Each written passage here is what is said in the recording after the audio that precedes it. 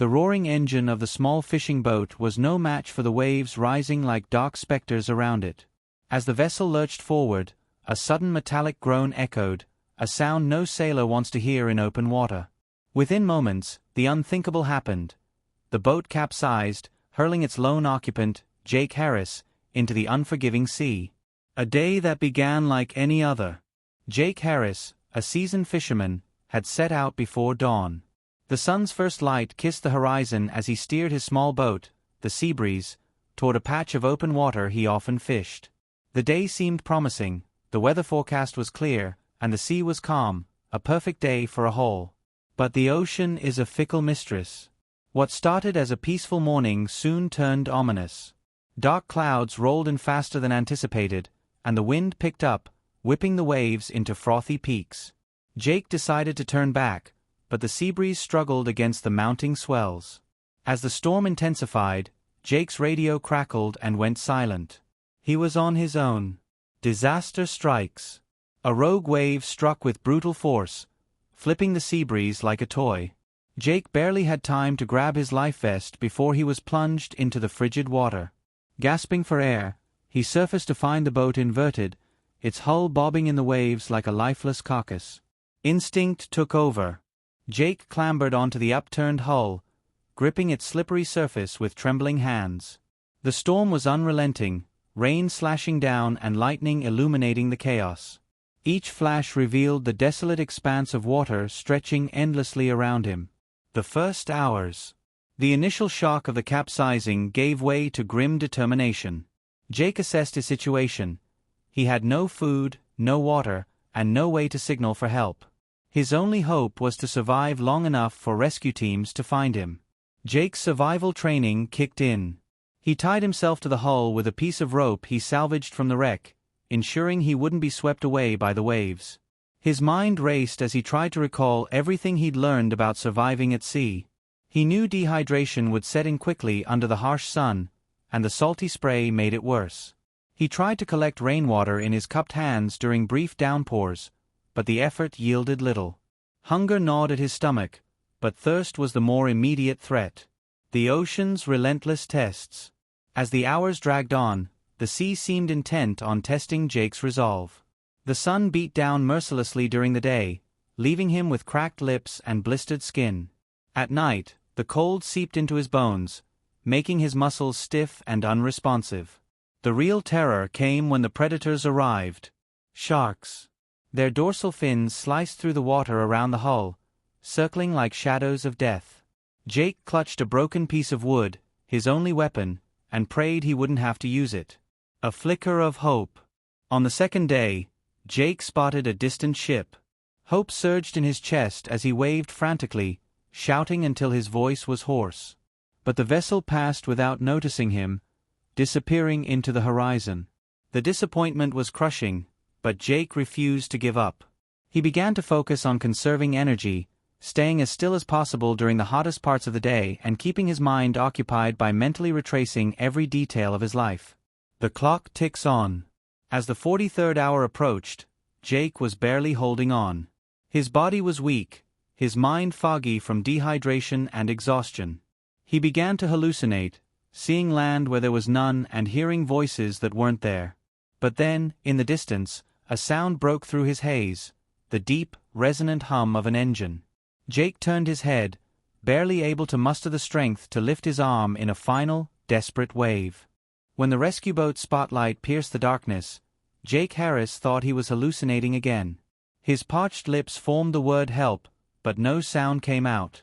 It was only when he felt the cold hands of a rescuer pulling him aboard that he realized he was truly saved, or so he thought. The moment of rescue. The rescue vessel, a sturdy patrol boat, had been combing the area after a passing ship reported seeing an overturned hull. As the spotlight found Jake clinging to the Seabreeze, the crew sprang into action. They tossed a rope ladder overboard, but Jake, too weak to climb, could barely keep his grip. Two rescuers jumped into the water, securing him with a harness. "We've got you," one of them shouted, his voice barely audible over the crashing waves. Jake was hoisted aboard, his body trembling violently from exposure and dehydration. The fight to stabilize. On board, the crew worked quickly to stabilize Jake. They wrapped him in thermal blankets, checking his vitals and hydrating him with small sips of water. His lips were cracked and bleeding, his skin sunburned and blistered. Despite his weakened state, Jake managed to rasp, "Sharks." They were everywhere. His rescuers exchanged grim looks, understanding how close he had come to death. The boat radioed ahead to the nearest hospital, alerting them of Jake's condition. Though alive, he was far from out of danger. A fragile recovery. Once ashore, Jake was rushed to the hospital, where doctors diagnosed him with severe dehydration, hypothermia, and second-degree sunburns. The medical staff worked around the clock to stabilize him, administering 4 fluids and treating his wounds. Jake drifted in and out of consciousness, haunted by flashes of his ordeal. The relentless sun, the circling sharks, the crushing loneliness, all of it replayed in his mind like a nightmare he couldn't escape. Mental and emotional toll. As his body began to heal, Jake faced another challenge: the emotional aftermath of his ordeal. The sense of helplessness he felt while adrift lingered, manifesting as vivid nightmares and sudden bursts of anxiety. Well-meaning visitors would say things like, "You're lucky to be alive, but I didn't feel lucky," Jake later admitted. "I felt broken." A therapist specializing in trauma was brought in to help Jake process his experience. She encouraged him to talk about the ordeal, helping him confront his fears and understand the resilience that had kept him alive. The media storm. Word of Jake's survival spread quickly, and soon reporters were clamoring for interviews. Headlines like 43 Hours Adrift, the incredible story of survival, splashed across newspapers and websites. Jake hesitated to share his story. On one hand, he wanted to inspire others with the lessons he'd learned about survival and perseverance. On the other hand, reliving the experience was emotionally taxing. Eventually, he agreed to an interview, during which he emphasized the importance of preparation and mental fortitude. "It wasn't just the sea I was fighting," he said. "I was fighting myself, the part of me that wanted to give up." Lessons in survival. As Jake reflected on his ordeal, he began to see the experience not just as a harrowing trial but as a testament to human resilience. He shared practical tips for survival at sea, emphasizing the importance of improvisation, using the limited resources available to increase your chances of survival; mental strength, staying calm under pressure and focusing on solutions rather than despair; conservation, managing energy and resources to prolong survival; a community of survivors. Jake's story resonated with others who had faced life-threatening situations. Letters and emails poured in from people around the world, sharing their own experiences and thanking him for his honesty. One letter, in particular, stood out. A fellow sailor who had survived a shipwreck wrote, "Your story reminded me that even in the darkest moments, there's always a glimmer of hope. You inspired me to keep going when I thought I couldn't." After surviving 43 hours stranded at sea, Jake Harris never anticipated that the real battle would be waged on land. The media storm that followed his rescue would force him to confront not just his traumatic ordeal, but the expectations of a public eager to turn his story into a spectacle. A hero's welcome. Jake's survival story had captivated the world.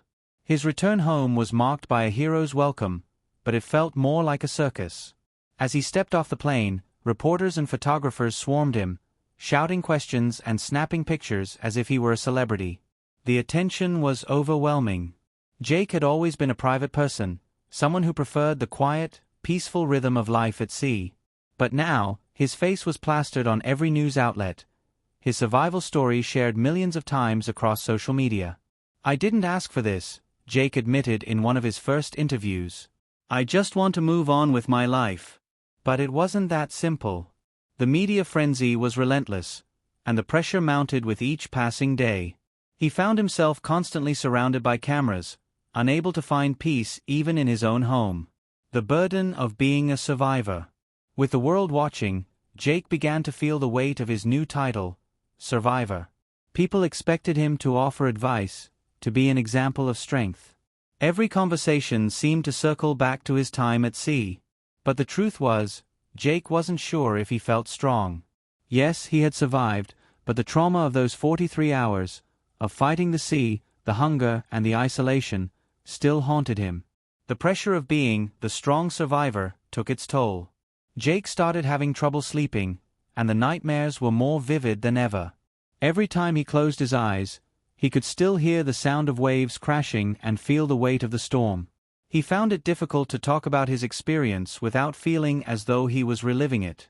The public's expectations. The media didn't help. Every news outlet wanted a new angle on the story.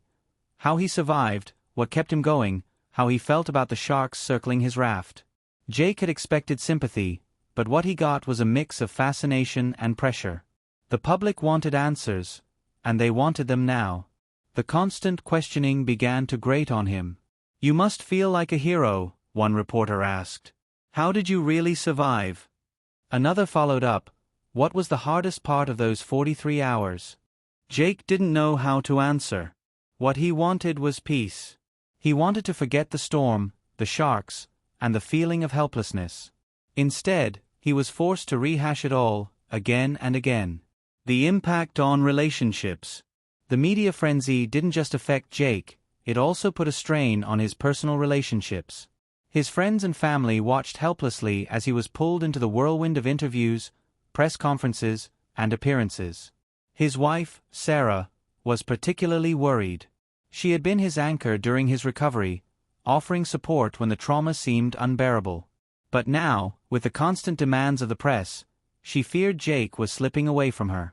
"I don't know who this is anymore," she confessed to him one evening, her voice tinged with concern. "The man I married wouldn't let anyone else tell his story." Jake felt the sting of her words. The man she had known before the ordeal was indeed different. He had changed. Reclaiming normalcy. As the days wore on, Jake began to retreat more and more into himself. He spent long hours alone, away from the media circus, trying to find a sense of normalcy. He took long walks along the beach, where the sound of the waves no longer filled him with dread, but with a sense of calm. It was during these walks that Jake began to rediscover the small joys of life, the feel of sand between his toes, the warmth of the sun on his skin, and the comfort of quiet moments spent alone. Slowly, he began to reconnect with Sarah. They would sit together in silence, letting the world pass by, no longer needing to speak. It was in those moments that Jake realized the importance of healing at his own pace. He didn't owe anyone an explanation for his survival. He simply had to come to terms with it himself. The lessons learned. Though Jake had been through the darkest experience of his life, he eventually saw the strength it had awakened in him. He realized that survival wasn't just about fighting the elements or outlasting hunger and thirst. It was about resilience, mental fortitude, and the willingness to keep going, even when the world feels like it's closing in. The experience had also taught him to appreciate life's simplest moments. Before the storm, Jake had taken many things for granted: his health, his family, the everyday comforts of life. Now, he cherished them all. "I used to think I needed to prove something to the world," he said during one of his few interviews. "But now, I know that the only thing that matters is my own peace. If I can find that, then I've truly survived." The return to the sea. Months passed, and the media attention began to fade. Jake was able to rebuild his life, reconnecting with his loved ones and finding a sense of inner peace. The ordeal, though traumatic, had become part of his past. But the sea was never far from his mind. Jake returned to fishing, albeit on a smaller, safer scale. He was no longer chasing big catches or braving the open ocean, but he found comfort in the familiar routine of his boat. One quiet morning, as he cast his net into calm waters, Jake couldn't help but smile. The ocean had tested him in ways he never could have imagined, but it had also taught him one profound lesson: that no matter how fierce the storm, there is always a way to survive. Jake Harris no longer considered himself just a survivor of the sea. He had become a testament to the human spirit. Yet, even after everything, there was still one question lingering in his mind. What now? The search for purpose. After months of physical recovery, the external scars from the sea had begun to heal. But the emotional scars, those were far more complex. Jake had made peace with the trauma, but the one thing that troubled him more than anything was the question that had gnawed at him since the moment he had been rescued. What was the purpose of it all? He had survived the storm, endured the unbearable isolation, and made it back to land, but was that enough? Surviving had been a victory, yes, but it hadn't answered the bigger question of what his life was meant to be. At night, he would lie awake, staring at the ceiling, wondering if he had a greater role to play, something more than just living to tell his story.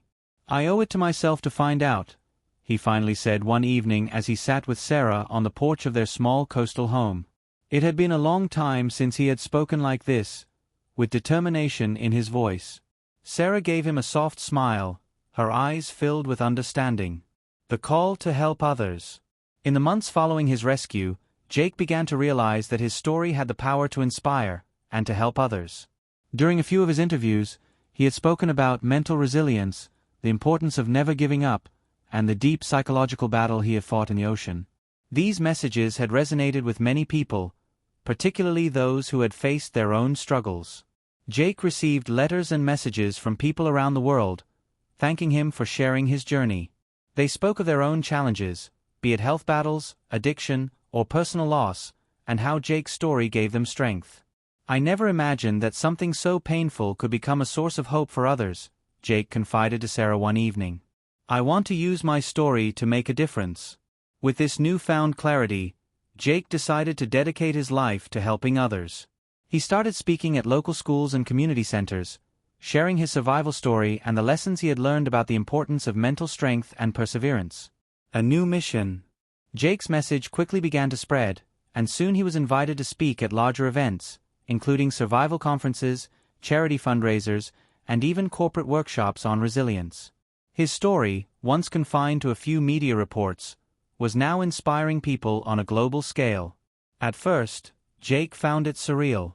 Just a few months earlier, he had been fighting to stay alive in the middle of the ocean, and now he was standing before crowds, sharing his experiences and wisdom. But the deeper Jake went into this new chapter, the more it felt right. He wasn't just a survivor anymore.